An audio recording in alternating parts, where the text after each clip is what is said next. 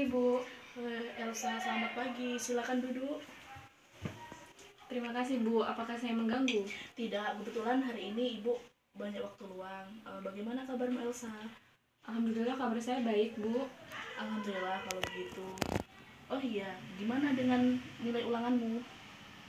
Nilai ulangan saya meningkat drastis, Bu. Apalagi untuk pelajaran biologi. Ulangan terakhir, saya mendapat nilai 95.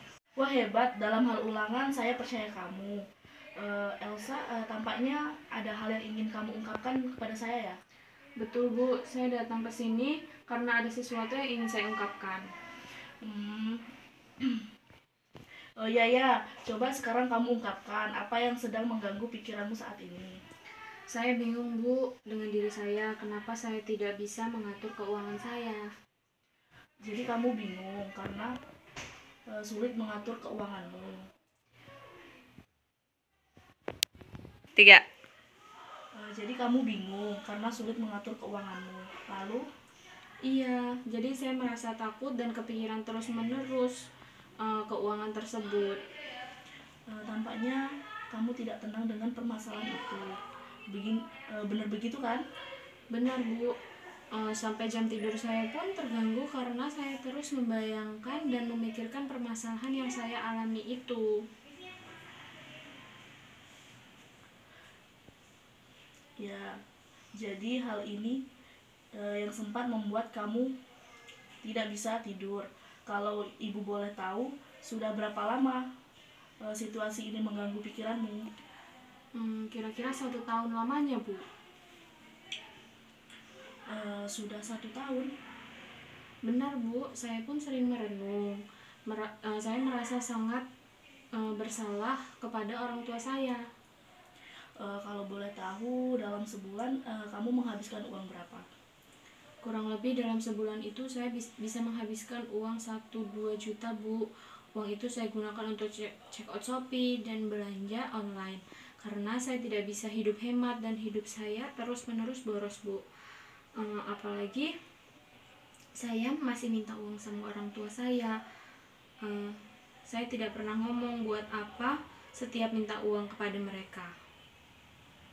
Jadi kamu merasa sangat menyesal dan takut kepada kedua orang tua kamu? Iya, Bu, benar.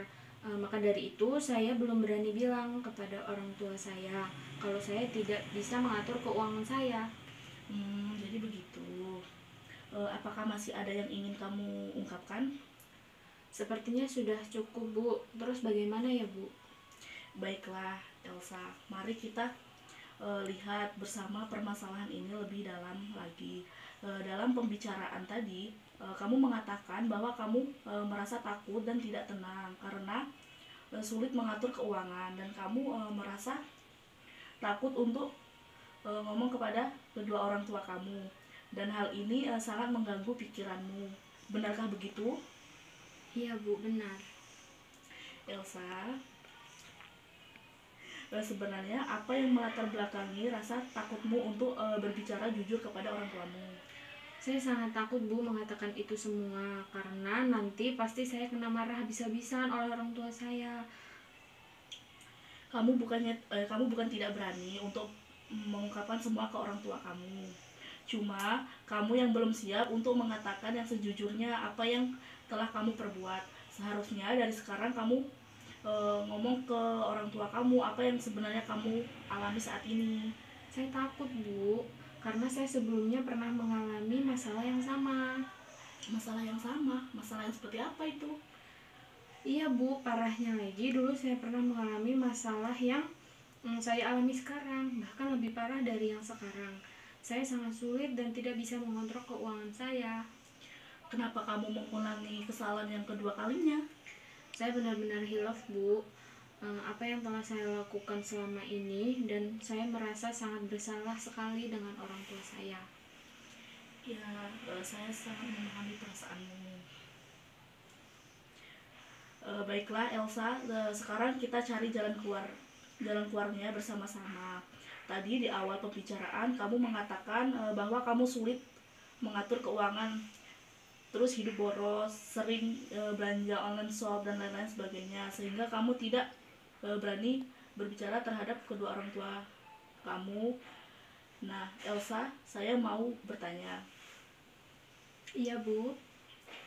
apakah kamu tidak menyesali dengan perbuatanmu yang suka menghambur-hamburkan uang dengan membeli hal yang tidak penting seperti belanja online?